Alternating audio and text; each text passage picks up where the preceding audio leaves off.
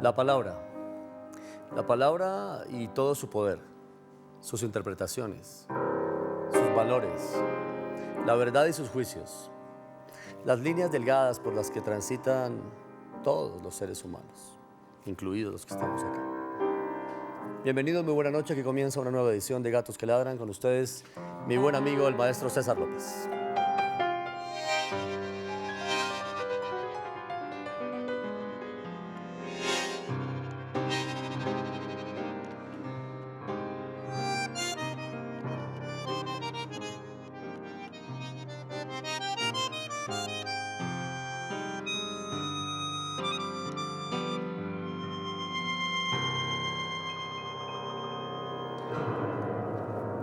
Justicia. Qué maestro, ¿qué tal? Invitado hoy en la casa, el abogado, el doctor Abelardo de la Espriella. Y a mí encantado Claro, de estar aquí en Gatos que Ladran. Bienvenido. Gracias. Oye, Mira. me encanta el formato, qué lindo. Y Bueno, me gusta mira. mucho el programa. Me siento en otro lado. ¿Cómo en qué lado? No sé, no parece que se estuviese haciendo este programa en Colombia. Me siento, no sé, en Estados Unidos, en Europa. Uno entra aquí a este set y se transporta. Muchas gracias. Creo que eso es bueno, ¿verdad? Sí, esa es la idea. Ah, bueno, fantástico. Muchas gracias, Abelardo. A propósito de eso que usted cita en el saludo, me hace pensar en que hay ciertos espacios en la vida que no tienen geografía, en los que uno podría estar sin necesidad de hacer referencia a un lugar. Tal cual. Y hay gente también que es atemporal, que puede estar en cualquier lado, o hay gente que es ciudadana del mundo, que se siente bien en cualquier lugar. Pero esa es la magia, por ejemplo, de la televisión, del arte, de la música. Tiene esa preciosa facultad de transportarte a otros universos, y eso de alguna manera es lo que lo hace soportar a uno las vicisitudes diarias de un trabajo, por ejemplo, tan complicado como el mío, del ejercicio del derecho penal. La música, el arte, la televisión, el buen cine, ha sido el catalizador de mi espíritu para poder aguantar el trajín que tiene que aguantar un De la vida abogado cotidiana. litigante en un país sin compasión. Uy, varias cosas me dijo ahí, pero voy a arrancar quizá por las más profundas para que después emerja la espuma hacia las del exterior. La vida, en nuestra opinión, está como conectada, como por unos lazos invisibles. Ese hecho, como usted describe, de que los seres puedan tener ciertas facultades de conectarse con su pasado, con sus ancestros, con sus culturas, quizá con otras vidas para quienes creen en ellas, Sí. podría ser un factor de influencia severa en el comportamiento y en la conducta de un ser humano en su cotidianidad. Por supuesto, porque digamos que todo lo que hace parte de la humanidad de un ser, desde el punto de vista mental, físico y si se quiere espiritual, es consecuencia de un ADN que está enmarcado no solamente en la sangre, está enmarcado también en la tierra, en el origen, en las costumbres. En mi caso particular, yo que tengo una mezcla bastante interesante de español, sirio e italiano, pues de alguna manera las costumbres de esos distintos países, sus tradiciones y la visión del mundo que se tiene en esos lugares del planeta me ha permitido también a mí que mi entendimiento del mundo sea más universal. Desde ese punto de vista y desde su oficio, ¿cómo enmarcar esas líneas delgaditas e invisibles para que todas esas cosas a un individuo no se le conviertan en la justificación para transgredir a otro? No, es que precisamente, Yamid, de lo que se trata, y por supuesto ese debe ser el fin de la humanidad, respetar las diferencias es muy importante para mí. Yo creo que las diferencias son absolutamente necesarias. Yo en lo personal estoy de acuerdo con todas las garantías que se le puedan entregar, por ejemplo, a las minorías. Entiendo que el disenso es un elemento fundamental de un Estado de Derecho, de la democracia, y uno no transgrede esa línea cuando respeta la diferencia, cuando entiende que hay otras maneras de percibir y entender al mundo, y cuando se da cuenta que uno no tiene la verdad revelada. Lo maravilloso de esta vida, lo maravilloso de la humanidad, es que todos los días aprendemos algo, y sobre todo también de las experiencias de otros, y eso es maravilloso. Pero entender que en el disenso está la base de la humanidad nos hace acercarnos a una sociedad más perfecta, a un ideal de sociedad que es como debería ser al final. Yo espero que mis hijos, tu hija y mis hijos han vivido en un tiempo distinto al nuestro. Van a ser gente con una mente más abierta, con un respeto mayor por el disenso, por la diferencia, y eso me llena de satisfacción porque el mundo debe evolucionar y entender que en la diferencia está la gracia de todo este universo maravilloso que nos ha tocado. La palabra, estoy oyendo con atención la palabra y sus usos y sus aplicaciones y sus interpretaciones. ¿Qué es más importante, Abelardo? ¿La palabra o la interpretación que se pueda dar de la palabra? Lo que ocurre es que la verdad es una sola. Y la interpretación de la verdad da lugar a veces a que se cometan injusticias y atropellos. Lo importante es conocer la esencia de las cosas y entender cuál es el espíritu de las cosas, por qué están creadas las cosas, por qué se han creado distintos principios. Pero obviamente si se entiende el fundamento de esos principios y además se transmite de manera adecuada, es la mezcla perfecta. Es como un buen regalo en un buen empaque. ¿Qué es la compasión? Bueno, la compasión la aplicamos todo el tiempo quienes ejercemos en derecho penal. Los abogados penalistas somos una especie de madres comprensivas, madres que entienden la tragedia ajena, la escuchan sin juzgar y tratan de resolverla. Como una madre que espera a su hijo después de que cometió un acto reprochable, pero sin recriminarlo, sin atacarlo por eso. Más bien recogiendo esa experiencia, ayudando a transformarla y buscando que no se repita. Entonces yo conozco bastante de la compasión. Y a pesar de que no soy creyente, creo que si Dios existe, lo más cercano que hay a Dios es la compasión.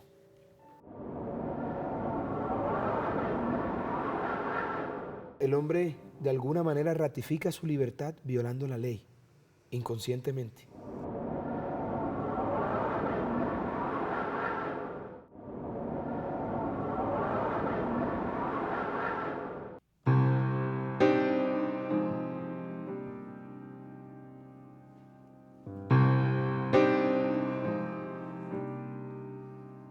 Un acto no reprochable, sino un acto que depara una conducta equivocada o errada, ¿en qué momento se convierte en delito? Fíjate tú, el hombre de alguna manera ratifica su libertad violando la ley, inconscientemente. A todo el mundo en el fondo le gusta retar a la ley, retar los parámetros, y ahí es donde está la delgada línea entre una intención y una actuación. Cuando se pasa esa línea, pues se convierte en delito. Pero lo que te quiero significar con esto es que cualquiera, tú, yo, quienes nos ven, quienes nos acompañan hoy en este set, son susceptibles de convertirse en delincuentes cuando menos lo piensen. Todos porque nosotros. porque cuando aflora el lado oscuro del alma humana, porque hay un lado del alma humana que mira al sol y otro que mira a la luna. Así como hay gatos que ladran. Hay un lado que mira al sol y un lado que mira a la luna. Y cuando afloran esos sentimientos oscuros, retorcidos del ser humano, que todos los tenemos, puede aflorar también una conducta delictual. La señora, abnegada madre, esposa amorosa, que llega a su casa y encuentra a su marido haciendo el amor con su asistente o con la empleada del servicio, enceguecida por los celos, la ira, se abalanza sobre su marido y le propina 5 puñaladas. Esa señora que nunca se había pasado un semáforo, esa señora que nunca había cometido la más mínima infracción, se convierte, porque afloró su lado oscuro de un momento a otro en una asesina. Y digamos que esa es la paradoja que encierra este tema del derecho penal, y por eso el derecho penal está presente en todas las actuaciones de la vida humana, está en la música, está en el teatro, está en el arte, porque el derecho penal es inherente al ser humano, porque el derecho penal, de alguna manera, cuando se materializa en conductas criminales, representa ese lado oscuro del alma humana. No por eso es menor el delito o No. menor la pena que castiga el delito. Depende, porque hay unos atenuantes. Ya entrando en el tema estrictamente legal, Y confieso que me gusta más el filosófico, una conversación filosófica como la que estamos teniendo con un bandoneón y un piano de fondo, es maravillosa. Pero no, en cada caso particular hay que revisar, por ejemplo, si ese dolor, esa ira profunda puede ser un atenuante dependiendo del caso, y habrá que estudiarlo cada caso en particular. Pero en principio lo que quiero señalar es que a veces detrás de un delincuente se esconde una persona que sufre, que está martirizada, que se arrepiente de lo que hace y que daría la vida por retroceder el tiempo. El planteamiento lo hacía para ir a lo filosófico de esta manera. ¿Es o no todo relativo? Bueno, lo que ocurre es que desde el punto de vista legal, las actuaciones no se pueden ver en gris. En principio general, son blancas o negras, pero hay unos matices, lo que no la convierte en relativa. Porque digamos que ese criterio de relatividad o interpretación de la norma ha servido para múltiples atropellos a lo largo de la historia de la humanidad. Entonces, amparados en ese relativismo, en la interpretación de la ley, suelen cometerse los más terribles atropellos de la historia jurídica de la humanidad, y eso es lamentable. Yo preferiría que la ley se aplicara de manera muy clara y específica, con por supuesto unos matices que están también establecidos y determinados por la ley, pero que ojalá no quedaran al arbitrio de quien administra justicia. Porque así como somos imperfectos los hombres en muchas cosas, los jueces, que también son hombres, se equivocan.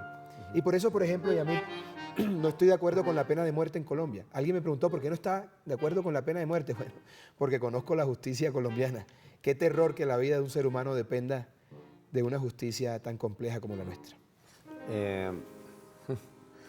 Es que me abre tantas puertas en cada respuesta que entonces tengo que preguntarle inmediatamente si uno advierte complejidad en el aparato de justicia de un país, ¿no es medio dramático el día siguiente para ese país cuando ese es el diagnóstico de su realidad? Y lo es para el abogado, es una especie, ejercer el derecho en Colombia es una especie de obra de Shakespeare, absolutamente retorcida. Pero eso tiene su magia, eso tiene su gracia. Yo no me imagino ejerciendo el derecho penal en Copenhague. Pues no habría trabajo. No, estaría defendiendo a la viejecilla que se fue en la alcantarilla, o al gato que se envenenó, pero no sé, donde el vecino. Sería muy triste. Pero sí, digamos ¿no que sería mejor para una sociedad? No, por supuesto que sería mejor. Sí. Y por eso el derecho penal es la última ratio. El derecho penal tiene que ser la última opción, el último camino, la última puerta que se toque. Lamentablemente en Colombia la justicia está politizada y la política está judicializada. Y eso convierte a la justicia en Colombia y a nuestro país en una verdadera tragedia griega, ya ni siquiera en una obra de Shakespeare. Pero digamos que parte de esa complejidad imprime una serie de retos al abogado litigante, a los administradores de justicia, a los periodistas, que hace muy interesante, por ejemplo, para litigar ese nicho. No estoy tan seguro, y en eso coincido contigo, no es lo mejor para el país, sin duda alguna. Lo ideal sería que nuestro aparato judicial operara correctamente y que no se presentaran tantos crímenes como los que suelen presentarse en Colombia. ¿Usted dónde nació? Yo nací en Montería, soy monteriano, pero como te dije anteriormente, toda mi vida he tenido una visión universal del mundo, he tenido la oportunidad desde temprana edad de viajar por el mundo, de conocer el mundo, de deleitarme con el arte, la música, la gastronomía de otras regiones, y eso por supuesto ha creado en mi imaginario y en mi forma de percibir al mundo una visión completamente diferente. Y además, te digo una cosa, la gente me dice a veces, oye, pero usted no parece de Montería y tal. Entonces yo le digo a la gente, pues uno...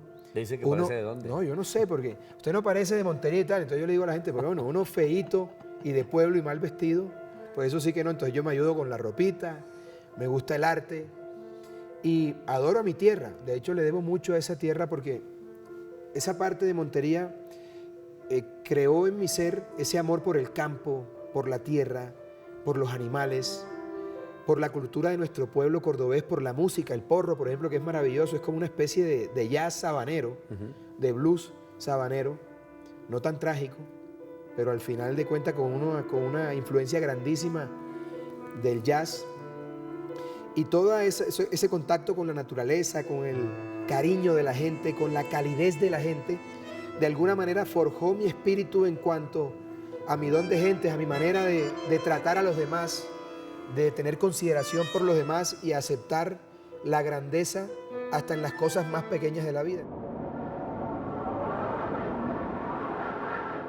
El derecho penal siempre ha concitado la mayor atención de la humanidad, precisamente porque interpreta el lado más oscuro y desde siempre ha tenido prensa.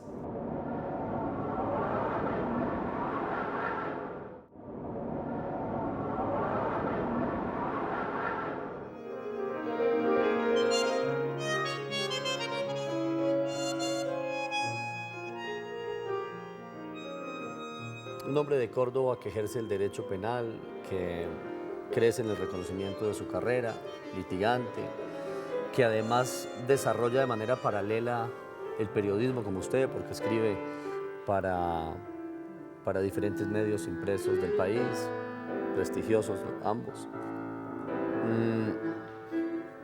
¿Eso no hace que se convierta en un ser mediático con las delicias que los medios algunas veces proponen? Lo primero y lo más importante es que hay que entender a los medios, y yo lo entiendo perfectamente porque, por ejemplo, hago radio desde los 10 años, hago televisión desde esa edad y escribo desde los 12 años. Formalmente quiero decir porque escribía desde mucho antes. Eso me ha permitido entender los medios, entender lo que están pensando, poder leerlos, y eso ayuda mucho en mi profesión porque la mayoría de la gente dice, no, es que de la Espriella le gusta la pantalla y tal, y sí, me gusta la pantalla y en eso no hay ningún delito. Pero además quiero decir que la mayoría de las veces son los medios los que me convocan y yo acudo encantado porque los procesos penales han tenido una fascinación para la sociedad desde el principio de los tiempos, desde el logógrafo, que era el abogado que ejercía en Grecia, pasando por los juicios de Marco Tulio Cicerón en la antigua Roma, claro, los juicios de John Adams, que fue presidente de los Estados Unidos, pero antes era abogado litigante. El derecho penal siempre ha concitado la mayor atención de la humanidad, precisamente porque interpreta el lado más oscuro y desde siempre ha tenido prensa. Lo que ocurre es que el mundo está globalizado, mediatizado, pero llegó acá después, entonces. Nadie te pregunta por un proceso civil, nadie te pregunta por un proceso administrativo, a nadie le importa un proceso laboral. ¿Por qué llama tanto la atención el tema penal? Porque desvela... Pero también puede ser el alimento muchas veces de los medios mismos, ¿no? Por supuesto, pero siempre ha sido así a lo largo de la historia. Le oí al inicio decir que usted no es creyente. Entonces debo también entender que usted no cree en las leyes divinas. En absoluto. No existen las leyes celestiales ni las divinas. No, yo creo que hay un equilibrio y que uno debe actuar siempre tratando de hacer el bien. Si eres buen hijo, si eres buen hermano, si eres buen jefe, si eres buen esposo y buen padre, suponiendo que Dios exista, estás muy cerca de Él. Digamos que la moral cristiana me parece fantástica desde el punto de vista filosófico y si se aplicara en su integridad, el mundo sería diferente. Como la moral de otras religiones también muy respetables, por supuesto. Aunque las hayan malinterpretado, como la religión musulmana o el judaísmo, que contienen unos preceptos de convivencia, de amor, de concordia, de relación con los congéneres, que serían fantásticas si se aplicaran. Ahora, se me aparece mañana Dios, me habla, me permite hacerle un video para, de alguna manera, evitar que se trate de una alucinación de mi parte y al día siguiente me vuelvo el defensor número 1 del hombre. Eso sí, le haría varios interrogantes. ¿Qué le preguntaría? Si existe, ¿por qué permite que pasen las cosas que pasan en el mundo? ¿Por qué hay tanta hambre, tragedia y desastres? ¿Por qué tantos niños sin hogar, tantas mujeres maltratadas y tantos desalmados posando de buenos hombres? Porque yo creo, Yamit, que al final lo más importante en la vida es tener claras esas cosas, pero yo prefiero ser amado por lo que soy, o más bien odiado por lo que soy, que amado por lo que no soy. Y eso es lo que suele pasar en Colombia. La doble moral, la falta de coherencia, y la gente es una cosa, dice otra y piensa otra completamente diferente, y eso me parece detestable, la verdad. Uno tiene que ser como es, auténtico, decir lo que piensa, porque la verdadera honestidad consiste en decir lo que uno está pensando. Eso sería lo que usted le preguntaría a Dios, entre otras tantas cosas, en su punto de vista, si existiera. Y si existiera el diablo, ¿qué le preguntaría? Le diría lo siguiente. Creo que fue injustamente tratado. Creo que hay que tener más consideración con el diablo que con Dios, porque el diablo fue expulsado del paraíso. Es un renegado. Es un hombre que salió expulsado. No le dieron una segunda oportunidad. Me hubiese gustado defender a Jesucristo, por ejemplo. Creo que se le violentaron todas sus garantías procesales en ese juicio, en donde Pilatos se lavó las manos. Pero también creo que el diablo tiene defensa, porque el diablo lo echaron a la calle a su suerte y le tocó ser el malo del paseo. Probablemente no quería hacerlo. Pero ¿cómo hubiera defendido a Jesucristo si también un poco de los actos de Jesucristo provenían de la fe, de cosas que no se ven, de sus... Independientemente de las creencias, todos los seres humanos, en cualquier latitud, en cualquier lugar del mundo, tienen derecho a un debido proceso. A Jesucristo, por ejemplo, creo que tú no sabías, le hicieron un juicio de noche, cuando estaba prohibido expresamente por la ley penal. No lo hicieron en el templo, como mandaba la ley, lo hicieron en un lugar por fuera. No permitieron que contrainterrogara a sus testigos y tampoco le dejaron llevar al juicio testigos de descargos. Obviamente, le violaron sus garantías procesales. Jesucristo podía ser muy el Hijo de Dios y él podía creer en lo que quisiera.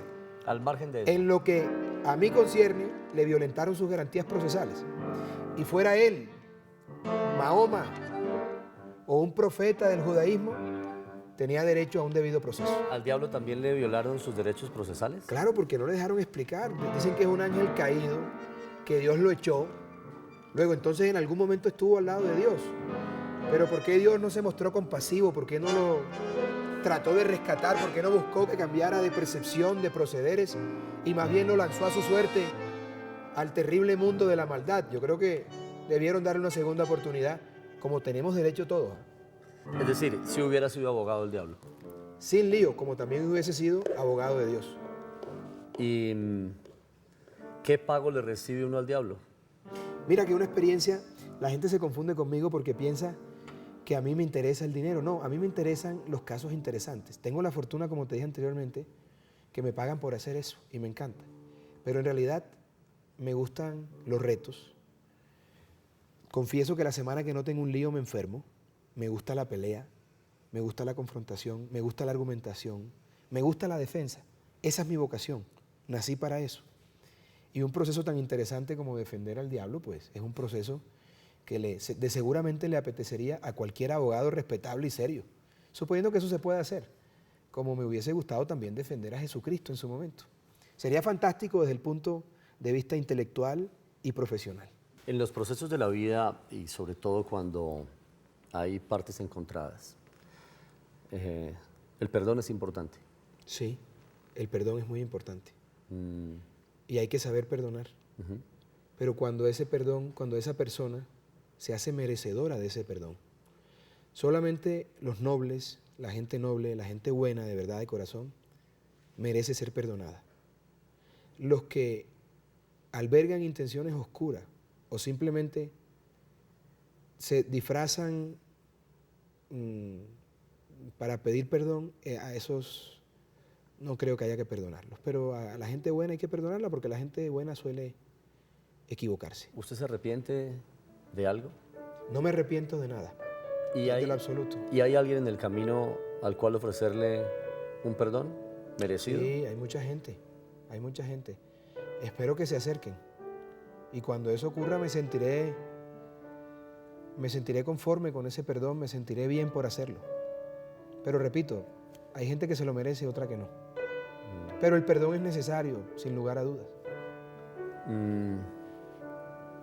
La vida, para terminar esta pregunta, ¿la vida es justa? La vida es más justa de lo que muchos pensamos. Porque la vida premia a aquellos que con pasión, dedicación y esfuerzo se concentran en sus objetivos. Pero además la felicidad no es el dinero, ni los viajes. El ser humano es tan complejo, mi querido Yamit, que nos pasamos la vida dando vueltas para darnos cuenta al final que la felicidad está en las cosas sencillas de la vida.